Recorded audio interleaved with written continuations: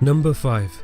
When the UFC announced that they would be adding a women's strawweight division, they created a season of The Ultimate Fighter where 16 strawweight fighters would fight each other in a tournament to crown the first ever UFC Women's Strawweight Champion. In the finals of the tournament, Carla Esparza faced Rose Namajunas at the Ultimate Fighter 20 finale and defeated her by a rear naked choke in the third round. She became the first UFC Strawweight Champion. In her next bout, she lost her first title defense against Joanna Jedrzejczyk at UFC 185 by TKO in the second round.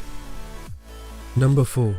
Holm shocked the world when she knocked out Ronda Rousey at UFC 193 and became the new UFC Bantamweight Champion. She lost her first title defense against Miesha Tate at UFC 196 by a rear naked choke in the 5th round, and recently lost to Valentina Shevchenko by a unanimous decision at UFC on Fox 20, which has moved her even further away from title contention. As of right now, she may go down in history as a James Buster Douglas type of champion. Number 3. Johny Hendricks faced long-time reigning welterweight champion Georges St. Pierre at UFC 167. In a controversial decision, Georges St. Pierre was given the split decision victory. After the fight, Georges St. Pierre wanted to take a break from fighting and vacated the UFC welterweight title. Johny Hendricks would defeat top contender Robbie Lawler for the vacant UFC welterweight title at UFC 171 and would lose his title in a rematch with Robbie Lawler at UFC 181. Now, since USADA has taken over, he is currently on a 2-fight losing streak with losses to Stephen Thompson and Kelvin Gastelum. Number 2.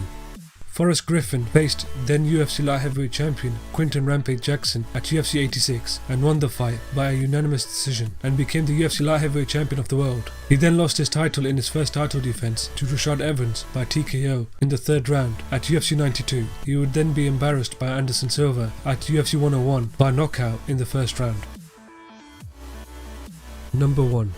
Brock Lesnar made his debut against Frank Mir at UFC 81 and lost the fight by submission via a knee bar in the 1st round, which showed how inexperienced he was. After his first loss, he defeated Heath Herring at UFC 87 and defeated then champion Randy Couture by TKO at UFC 91 to become the UFC heavyweight champion of the world. Brock Lesnar avenged his only loss at that time against Frank Mir by finishing him by TKO at UFC 100. He next struggled against Shane Carwin at UFC 116, where Shane Carwin was putting a beating on him for the 1st round and gassed himself out and got himself submitted by an arm triangle choke in the 2nd round. His next 2 losses to both Cain Velasquez and Alistair Overeem made it look like that he didn't belong in the cage with them, which showed that he couldn't compete with fighters who were his size but had more experience than him. Later, he would make his comeback against Mark Hunt at UFC 200 and would defeat him by a unanimous decision. After the fight, he would test for banned substances.